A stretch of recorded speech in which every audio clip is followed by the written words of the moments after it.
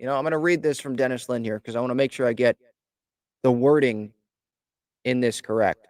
Team sources said some Padres front office members and players preferred Flaherty, who has long been a favorite of Preller's. And in 2021, the Cardinals abruptly fired Shildt, citing philosophical differences. After that, Shildt was not in wide demand as a managerial candidate. It is unclear how Seidler's death, the owner was close with both Shildt and Flaherty, may have influenced the managerial selection made by Preller, new control owner Eric Kutsenda, and CEO Eric Grupner. So there's a lot to go in to dive into there, right? So some Padres front office members, players preferred Flaherty. Yeah, it's like impossible in today's world to get 100% agreement on everything, unanimous, right? You look back, this is not related to this, but you look back at the recent owners vote. I know it was unanimous, but I don't think Peter Seidler, if he was alive, I don't think that he deep in his gut wanted to vote yes on the Vegas move, right? I think Seidler wanted to vote no. All the owners ended up voting yes on this vote. But you're telling me that every single owner actually wanted to vote yes? Or were they doing it so that other owners didn't get pissed off at them? If something came about them, other owners would have their back, So even when things maybe look like everyone's in agreement, they're probably not all in agreement. That's just how it is, and that's okay. I think Shildt can win over these people, these players, these front office members, maybe Manny, because we know he's good buddies with Ryan Flaherty and former teammates and all that. Maybe Manny was someone that wanted Ryan Flaherty. Maybe he expressed that to AJ Preller in the Padres front office. Maybe he wanted Flaherty over Mike Shildt. But Mike Shildt is someone I think that can win over this clubhouse. I'm sorry, if you're in that clubhouse and you don't like Mike Shildt, right? Or maybe you're fine with Mike Shildt, but you wanted Ryan Flaherty. You're not going to buy into Mike Shildt just because you wanted Ryan Flaherty to be the manager? Wasn't it so embarrassing what happened this past season? Not making the postseason, letting the city down, letting yourself down, letting teammates down, letting family down, letting Peter Seidler down in what was his last year, alive with all of us as the chairman of this team, unfortunately.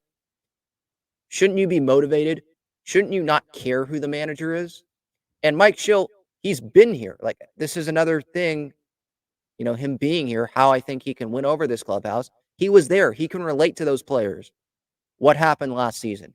And in those private meetings, closed door meetings, in spring training, and in these conversations in the offseason where Mike Shildt's going to go to different players' houses and talk with them and try to get a plan in this offseason and, get a head start here on, steering things back in the right direction.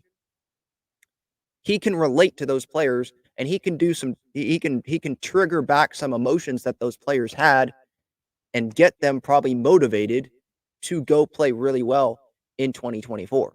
Where a previous manager, he might be able to go in there and say, yeah, last year sucked. You got these people saying things about you, but he couldn't actually relate to those players, to the coaching staff, to other people in the organization. He wasn't there in 2023.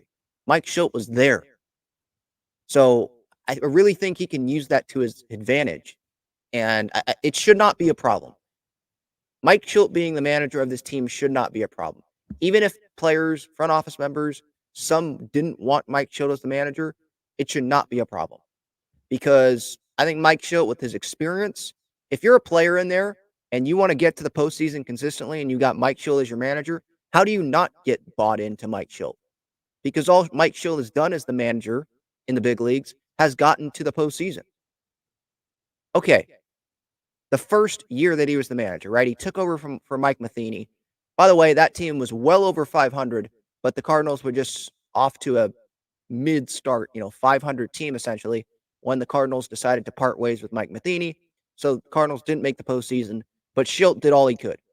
They played much better under Mike Shildt compared to Mike Matheny. And then when he got full reins for 3 full seasons, every year they made the postseason. And this guy has managed at every level. So the young players coming in, he knows about their experiences. He's rode the buses in the minor leagues. He's been managing superstar players with the St. Louis Cardinals. He's been in the postseason. He's been in an advisory role.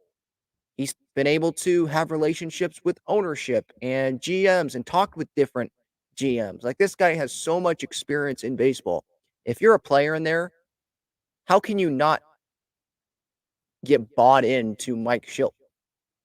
And I don't know what Mike Shildt's message is going to be right out of the gate in spring training, but after that first message from Mike Shildt, I'd be surprised if you got a lot of players in there that aren't bought into Mike Shildt.